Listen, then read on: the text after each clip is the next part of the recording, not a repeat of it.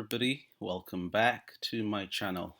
This is Safe Sekalala, and today we're going to continue with the project management series in the Long Live People and You Can Learn Anything campaigns. All right, I really need to just take this smiley face off. All right, cool. This time around, I'm really trying to be disciplined, so let's just get right into it. The first part, so we have parts 2 to 4 today is what we're looking at. And the first part is 3 chapters. So we're using a Professor Goodrich's book, Professor Belinda Goodrich's book, which is in turn she bases it on the PMBOK guide. Okay, so and again, this is for the PMP exam. All right, so first part we're looking at are chapters. The last time we were looking at chapters 1 through 3, 1, 2, and 3. So today we're looking at, we're gonna do a total of 3 parts.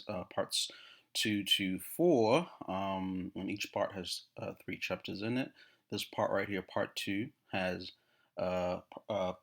chapters 4, 5, and 6, and that's establishing the project establishment, scope, and schedule planning. And there's a reason I'm putting the planning in red. Okay, when you look at the breakdown, you realize that, remember in the first video we talked about the fact that there is planning and management. So when you look at the process groups, you have initiation,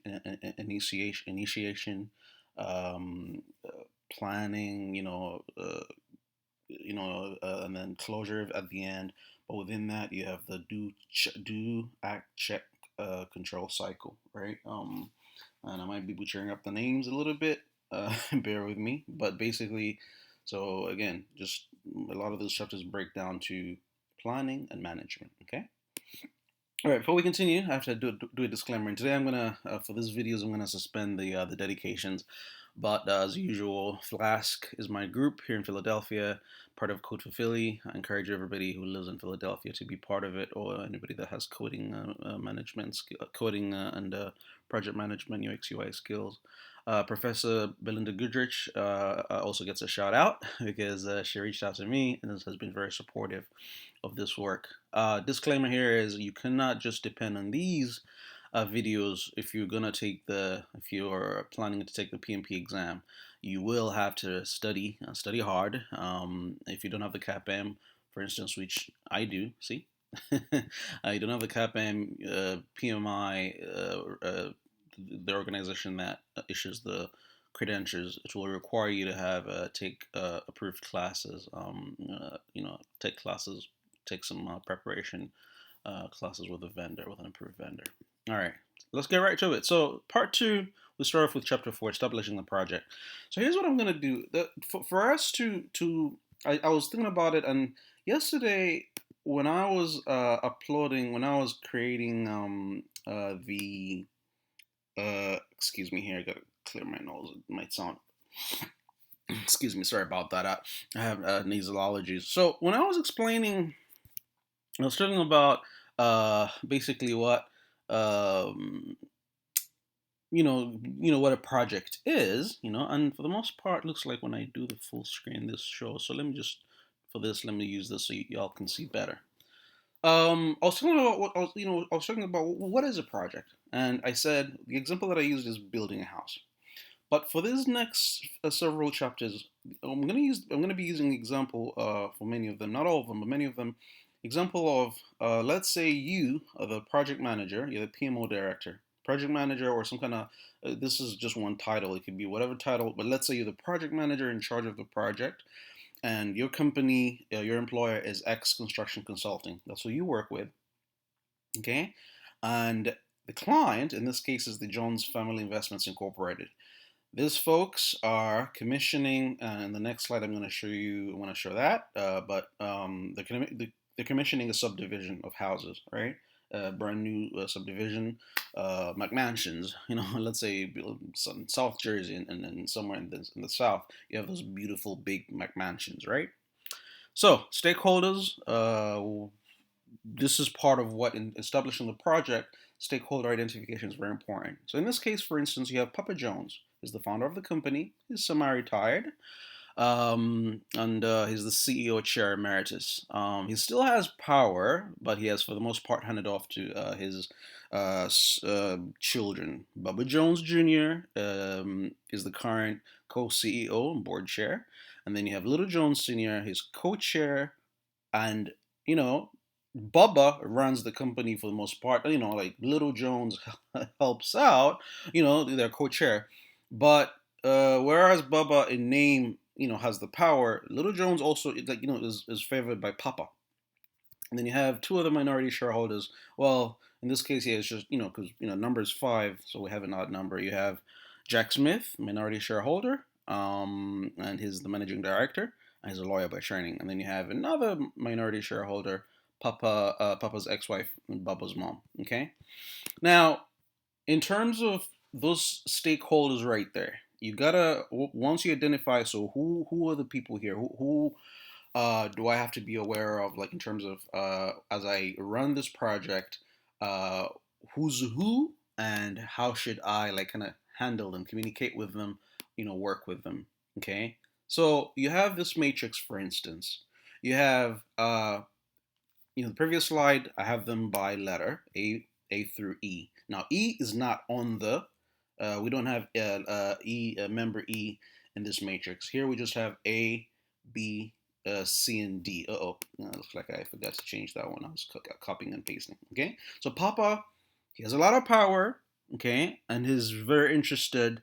He has a lot of power, but let's say he's semi-retired, so he doesn't quite care that much about the project. Baba is the one running the company. He has a lot of power, and he's very interested in the project. Little, let's actually, yeah. So you know what? Good lord, this should not be like this. So this is Little Smith, and this is Jack Smith. This is who we have here. Okay, J Smith. So Jack Smith, is the MD. His lawyer by training.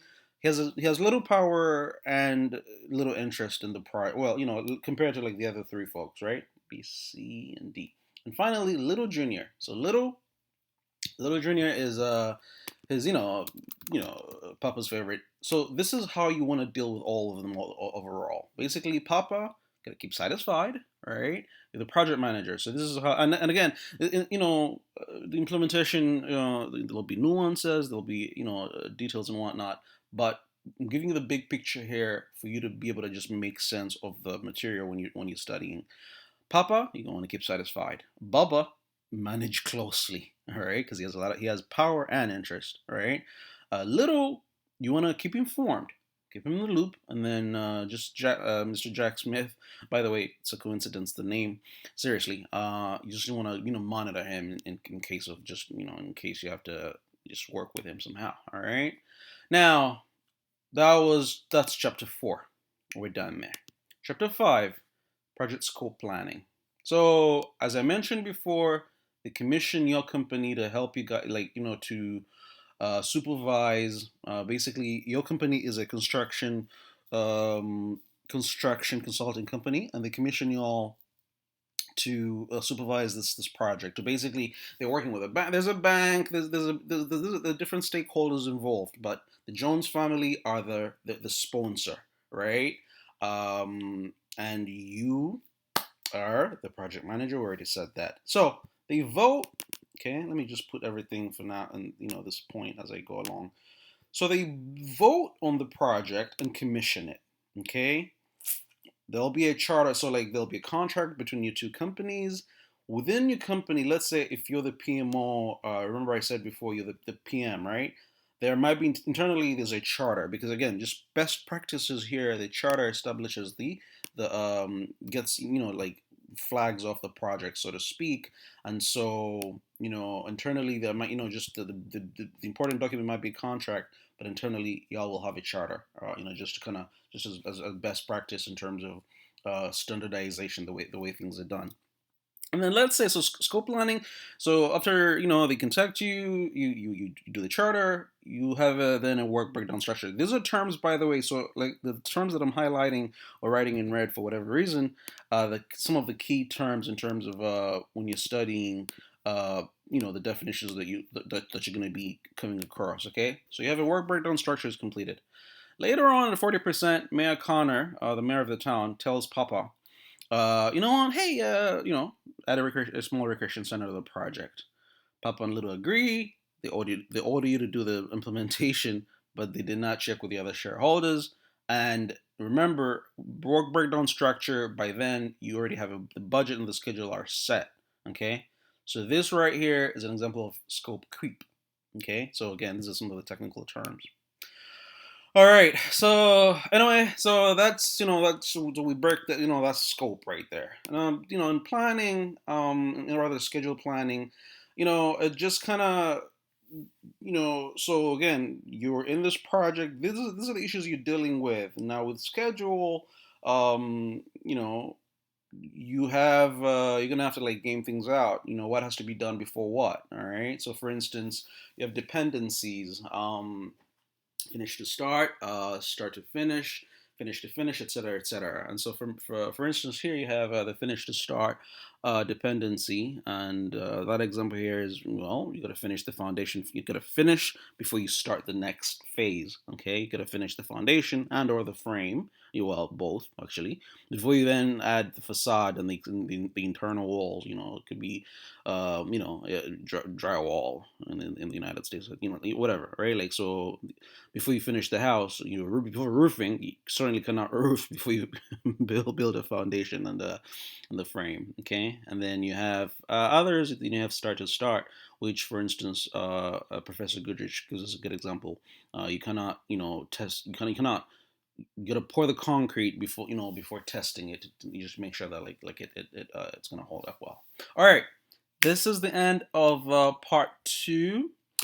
I'm gonna go ahead and just upload this slide. I'm gonna record the next video. Yeah, this slides. I am gonna upload the slides as well. But thanks for watching. If you've made it to this part to the end, this I believe I'm at like 12ish. I'm at the 12ish minute mark, and so I've done well with time, and I'm gonna get better and better. Thanks for watching. Please, if you've liked it, by all means, I request you to subscribe, like, share, all that good stuff. All right. Thank you so much. I'm out for now. I'll see you in the next video. Bye bye.